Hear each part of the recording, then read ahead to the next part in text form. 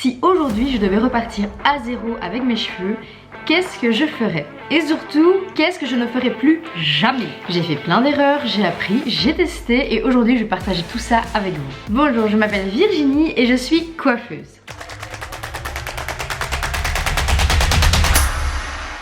Évidemment, il y a eu énormément d'erreurs et de choses que je referais à zéro maintenant. Par exemple, le fait d'avoir commencé des colorations permanentes vers l'âge de 13-15 ans. Je me rappelle que j'avais commencé avec des mèches rouges en couleur permanente et qu'il a fallu un bon moment pour que tout ça parte. Mais voilà, ça c'est des erreurs que j'ai faites jeune, que je ne referai plus. Mais je pense que la plus grosse des erreurs que j'ai faites, surtout pendant cette période-là, mon adolescence et tout ça, c'était de ne pas connaître réellement mon cheveu. Je m'explique vraiment par là. Pour être honnête, pendant longtemps, en fait, j'utilisais juste des produits dont j'avais entendu parler. À l'époque, il y avait le boom de YouTube avec les toutes premières youtubeuses qui faisaient des crash tests de produits et j'étais vraiment en pamoison. Je regardais énormément de choses qu'il y avait dans les magasins. C'était vraiment... On faisait pas attention à autant de choses auxquelles on fait attention maintenant. Et j'avais beaucoup de l'achat impulsif, on va dire. Bon, ma maman était tellement gentille que ça n'aidait pas, hein. Elle m'achetait quand même beaucoup de choses et on testait beaucoup de choses ensemble. Elle a toujours aussi aimé tester des produits et ça, voilà. Le problème avec ça, c'est qu'on perd du temps, on perd parfois des années à lutter avec des produits qui ne sont pas du tout faits pour vos cheveux. Par exemple, moi, j'avais un cheveu qui était coloré à l'époque, puisque j'avais fait des mèches rouges, puis j'avais refait des couleurs. Donc, je pouvais pas utiliser d'autres produits. Enfin, je n'ai vraiment pas pris le temps de me poser et de me dire voilà, je devrais acheter tel et tel produit parce que mes cheveux sont ainsi. Pour vous aider à savoir quel est votre cheveu, comment est-il et de quoi il a besoin, il y a 3 éléments clés qu'on va voir maintenant ensemble. Tout d'abord, la porosité. Alors ça va être simple, je vais vraiment bien vous l'expliquer parce que j'en parle dans beaucoup de vidéos et souvent dans les commentaires vous me demandez un petit peu plus d'explications, donc ça va être parfait, on va en parler ici maintenant. La porosité, ça va être simple, ça va être est-ce que le cheveu va absorber facilement ou est-ce que ça va glisser dessus, que ce soit un shampoing, un soin ou de l'eau. Et là je vais vous montrer comment le voir par vous-même. Il y a 3 types de porosité, la faible, la moyenne et l'élevée. Pour la faible, la cuticule est vraiment très fermée. Donc ça c'est top parce que comme c'est très fermé, ça va avoir du mal de pénétrer dedans, mais par contre une fois que le produit est à l'intérieur, il va rester longtemps. Donc tout ce qui va être apport de kératine par des bons soins profonds et tout ça, une porosité très légère, c'est le top. La porosité moyenne, elle est idéale. Vraiment, si vous avez ça, c'est parfait. Là, ça rentre facilement dedans, ça reste dedans, ça ne se dégorge pas, c'est pas compliqué. Voilà, ça c'est ce qu'on souhaite. Et la porosité élevée, là, on ne le souhaite pas trop parce que c'est à l'inverse en fait. C'est tellement ouvert que le produit il a du mal de rentrer. Le produit n'a pas de mal à rentrer, mais le produit a du mal à rester à l'intérieur du cheveu. C'est comme une éponge en fait. Ça va absorber toute l'eau, mais dès qu'on va le presser un peu, tout va ressortir. J'ai une astuce toute simple que vous pouvez faire. Il vous suffit pour ça d'un verre d'eau propre et d'un bout de vos cheveux. Mon verre d'eau propre et mon bout de cheveux. Je fais vraiment ça pour vous les gars. Donc de préférence un cheveu propre, hein, ok. Bon, moi je vais prendre quand même une grosse partie parce que j'ai envie de voir. Donc hop. Voilà, j'arrive pas à le focus mais je vous jure il y a des cheveux là-dedans. Alors ici ça va être simple. Si il flotte lentement, la porosité sera faible. Si il coule lentement, la porosité est moyenne. Et s'il coule vite, la porosité est forte. Donc je vais mettre mes cheveux dedans.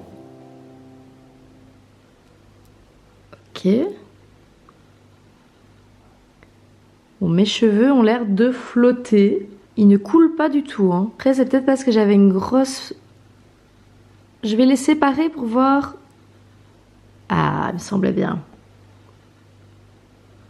Ok, donc vous voyez pas trop, mais honnêtement mes cheveux ne coulent pas vraiment. Mes cheveux ne coulent pas! Bon et bien je suis contente, mes cheveux ne coulent pas comme vous voyez, ils flottaient légèrement, vraiment doucement. Et même quand j'ai séparé un peu la touffe, ça ne coule pas. Là encore je vois que vraiment il reste en surface. Et ça c'est bien la preuve que je n'ai donc pas un cheveu très poreux. Donc tant mieux. Mais je comprends du coup pourquoi c'est un peu plus compliqué pour mon cheveu de prendre les produits que je dépose dessus. Le deuxième élément clé à connaître, ça va être votre type de cheveux. Ça aussi également, j'en parle dans plein de vidéos et à chaque fois, vous me le dites, comment je peux savoir quel est mon type de cheveux? Cette vidéo elle est vraiment là pour répondre à toutes vos questions aujourd'hui. Gras, sec, sensible, normal, fragilisé, etc. etc. Trop souvent, on va se concentrer sur la longueur du cheveu. Mais c'est important de vous rendre compte que c'est pas vraiment la longueur du cheveu qui importe, c'est plutôt aussi le cuir chevelu. Votre cuir chevelu va vraiment définir un petit peu quel est l'état de votre cheveu. En fait, si le cuir chevelu ne va pas être équilibré, donc s'il est trop sec ou s'il est trop gras, il n'y a aucune routine qui va fonctionner correctement. Le but, ça va d'abord être de s'occuper du haut. Parce que, imaginons, vous avez les racines grasses, les pointes sèches, vous ne pouvez pas faire une routine ultra nourrissante et tout ça, puisque vous allez complètement étouffer votre crâne. Donc ça, c'est à vous de le voir et je pense que vous le sentez vite. S'ils sont très secs, vous pouvez les laver une fois semaine sans avoir l'air d'avoir un cheveu sale. Si vous avez un cheveu normal, parfait. S'il est trop gras, vous le voyez aussi, vous faites des lavages très fréquents parce que vous avez l'impression que ça graisse vite. Donc ça, le type de cheveux, vous allez le définir très vite. Et enfin, le troisième élément clé, ça va être le vrai besoin capillaire dont vous avez besoin. Est-ce qu'ils ont besoin d'hydratation, de nutrition, de brillance, de protéines? Et là, j'ai deux petites astuces pour vous. Ça va être assez compliqué dans un premier temps pour vous de vraiment faire la distinction. Mais je vous jure que si vous prenez le temps d'analyser correctement votre cheveu, ça va être facile. Si vous avez un cheveu qui gonfle vite ou qui est mousseux, ça veut souvent dire qu'il est en manque d'hydratation. Et là, vous devez prioriser absolument tout ce qui va être shampoing ou soins hydratants. Si le cheveu est terne et qu'il casse, là, il est carencé. Donc il faut absolument de la nutrition et pourquoi pas des soins protéinés. Donc je sais que ça fait un peu bizarre dit comme ça, mais il y a énormément en fait de shampoings et de soins qui sont protéinés. C'est souvent, je pense qu'ils appellent ça peptides de protéines ou je sais plus, mais je vous montrerai des exemples en bio ou en photo. Mais si j'avais su à l'avance ces trois éléments clés, si j'avais pu définir réellement lorsque j'étais adolescente et ne pas acheter tout ce que je voyais, je pense réellement que mes cheveux auraient déjà eu vraiment une autre tête à cet âge-là. Prendre le temps de faire ce mini diagnostic, c'est vraiment la base de tout. La deuxième chose que je ferais complètement différemment si je pouvais repartir à zéro avec mes cheveux, ça serait les produits. Donc là on a parlé vraiment du cheveu de manière générale, mais les produits que j'utilisais à l'époque et pendant quelques années, moi j'ai fait une reconversion professionnelle, donc je suis arrivée vraiment dans le monde de la coiffure, j'avais 26 ans. Avant mes 26 ans, je faisais beaucoup de bêtises. Je lirais un peu plus les étiquettes. Fini ce petit côté marketing qui faisait que moi dès que le packaging était beau, j'achetais, peu importe ce qu'il y avait dedans. Je regarde quand même un minimum les ingrédients. Même si je ne suis pas chimiste, je le rappelle tout le temps, et je ne suis pas experte, j'essaye à minima de retirer les ingrédients les plus graves, quoi. Là, ça devrait vraiment être la liste de ce qui est pour moi à éviter un maximum ou à supprimer carrément. Ça va être tout ce qui va être les sulfates agressifs comme les SLS, les SLES. Ils décapent, abîment la fibre capillaire et il irrite en plus les cuirs chevelus un peu plus sensibles, donc vraiment à éviter. Ensuite on va avoir tout ce qui va être silicone. Je préciserai même les silicones non volatiles, par exemple le diméthicone. Lui il donne une illusion de cheveux doux, mais en fait au fur et à mesure il étouffe simplement vos cheveux à la longue et empêche du coup par après de mettre hydratation ou nutrition à l'intérieur. Je rajoute à la liste évidemment tout ce qui va être alcool desséchant. Sur les cheveux secs et ondulés c'est un non catégorique. Bien sûr colorant, parfum synthétique en excès, c'est très irritant, surtout si vous les utilisez fréquemment. Je vous préconise donc de regarder plutôt une autre facette des étiquettes et de privilégier ces éléments-ci, qui seront donc les tensioactifs doux, comme le cocogluciose, le sodium cocolysiol, l'isétonate, les huiles végétales brutes. On en revient à ma jojoba chérie, mais il y a également l'huile de ricin, l'huile de camélia, enfin beaucoup d'huiles comme ça assez bonnes. Les protéines végétales hydrolysées, ça va aider vraiment à renforcer votre cheveu. Et les actifs hydratants, tout ce qui va être glycérine, mais je précise la glycérine végétale, tout ce qui est à base d'aloe vera, le panthénol également, ça il est... Vraiment j'en avais déjà parlé mais c'est un des meilleurs additifs. Il y a les chats qui sont en train de casser les rideaux.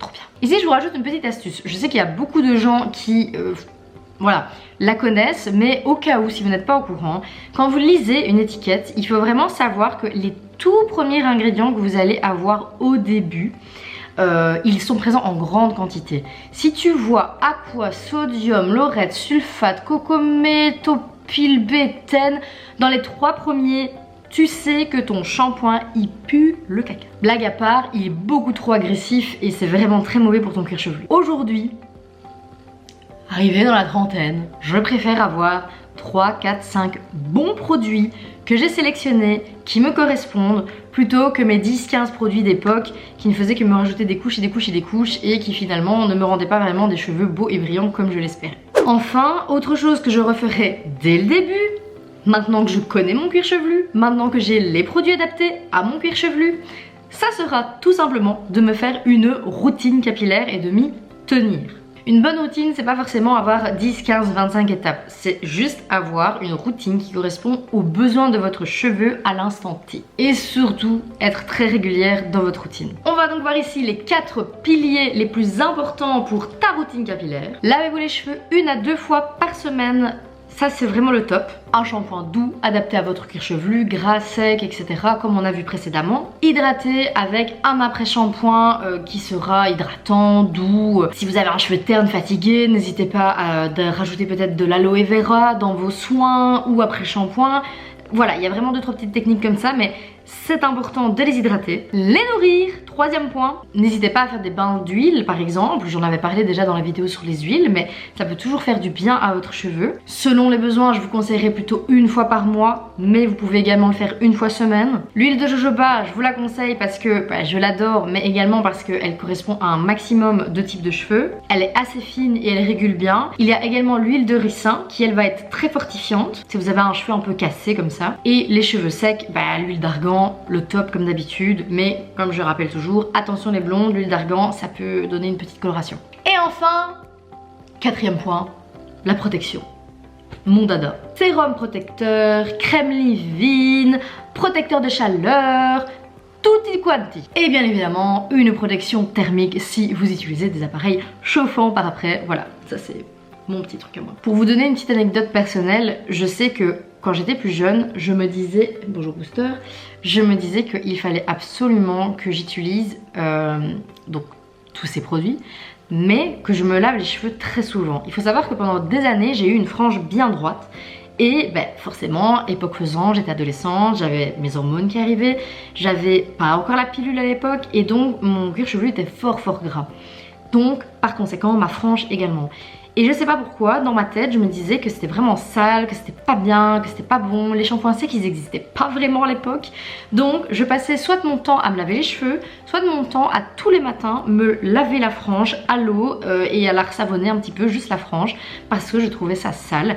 Et vraiment, si je pouvais recommencer maintenant, je ferais ça différemment. Le cuir chevelu a besoin aussi de cet équilibre. Il a besoin aussi d'avoir son cheveu un peu gras pour le faire descendre sur les longueurs. Il a besoin de fonctionner normalement en fait. Et ça, à l'époque, j'avais vraiment ce contrôle fric, comme on dit, vous savez, d'être...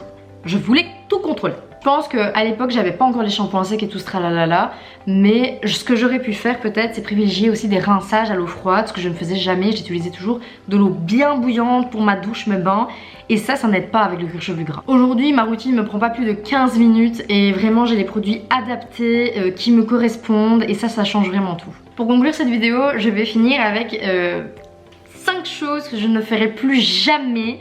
Je vous en ai déjà parlé au début, mais ça a été bien évidemment de commencer les colorations très jeune, voire trop jeune. Ça m'a abîmé les cheveux, j'étais pas prête à les assumer. Des mèches rouges comme ça quand on a 13 ans, voilà, c'est un peu trop tôt, un peu trop. Donc ça vraiment je le regrette.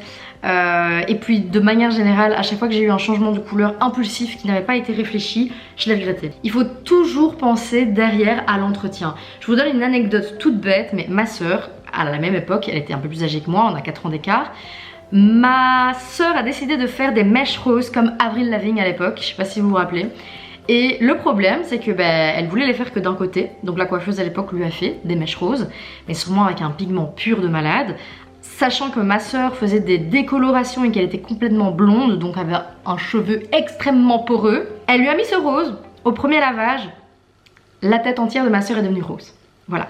Donc vous voyez, vraiment quand je parle de couleur impulsive et de ne pas réfléchir à l'entretien, c'est typiquement à ça dont je pense. Deuxième chose, ignorer les besoins de mon cuir chevelu. Vraiment, je vais arrêter de me focuser sur les longueurs et plus sur ce qui se passe en racine. Ça, c'est quelque chose que je referai bien évidemment. Une chose que je ne ferai plus jamais, c'est tester 145 produits en même temps.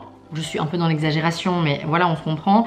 Je veux dire, il n'y a pas besoin d'avoir une trentaine de produits et de voilà, les tester tous en même temps alors qu'ils n'ont pas du tout des actions communes. Vous voyez, c'est comme les aimants, ça va de l'autre côté. Une des plus grosses erreurs, et vraiment c'était un faux semblant que j'avais, c'était de me dire que plus mon shampoing moussait, mieux il était. Vraiment, ça c'est avec les années, avec le métier également, puisque j'ai découvert beaucoup de gammes de shampoings en fait qui ne moussent pas tout simplement. Voilà, cette réalisation, elle a vraiment fait un boom dans ma tête et je me suis dit mais oui en fait, pas du tout. C'est pas du tout parce que ça ne mousse pas que ce n'est pas bon, voire parfois c'est vraiment le contraire, hein. La mousse c'est vraiment pour vous faire plaisir les gars, parce que c'est plein d'additifs, c'est plein de petits conservateurs en plus qui vous permettent de faire mousser. Et enfin la cinquième chose que je ne ferai plus, c'est bien évidemment de suivre toutes les tendances que je pouvais voir à l'époque. Bon, moi c'était dans les magazines, c'était dans le set extra, tous les bazars ainsi. Maintenant je vais plutôt dire Instagram, TikTok, voilà toutes ces tendances qui viennent, qui un peu nous pourrissent le cerveau parce qu'on se dit ouais c'est beau, c'est tendance, sur une telle ça a fait ça a fait ça, mais c'est pas forcément adapté pour vous. Aujourd'hui mes cheveux vont mieux et ça parce que j'ai compris les choses qui n'allaient pas et j'ai trouvé une solution pour y remédier. Et toi, si tu devais recommencer à zéro, qu'est-ce que tu ferais différemment? Je vous remercie énormément pour le soutien que vous m'avez apporté ces derniers temps. On a presque dépassé le cap des 1000 abonnés. Je suis choquée. Il faut savoir que je fais beaucoup de petites listes, de trucs, de goals, de machin, enfin bref, je raconte ma vie. Et en fait, déjà l'année passée, mon but c'était d'obtenir 100 abonnés. Et j'avais dépassé les 500, 600 voire je crois quand j'ai fini l'année. J'étais trop contente, mais c'était pas prévu. Et ici, il faut savoir qu'à la base, je m'étais donné d'avoir 1000 abonnés en fin d'année. Et ben je constate que je vais les avoir bien avant. Donc je suis vraiment contente parce que allez, j'aime bien faire ça pour vous apprendre des choses. Je fais vraiment ça parce que, comme je l'ai dit plusieurs fois dans d'autres vidéos, j'ai démarré le game de la coiffure 10 ans en retard. Et c'est aussi une manière pour moi d'un petit peu me rendre légitime dans ce domaine-là. Et je sais que moi, la Virginie avant coiffure, elle aurait tellement aimé apprendre toutes les choses que j'ai pu apprendre en me formant, que ça me fait trop plaisir de pouvoir vous donner toutes ces informations là maintenant que je les connais réellement. Donc voilà, je voulais juste vous dire un grand merci parce que bon, on n'a pas tout le temps de le faire, mais ça me fait vraiment plaisir d'avoir votre soutien.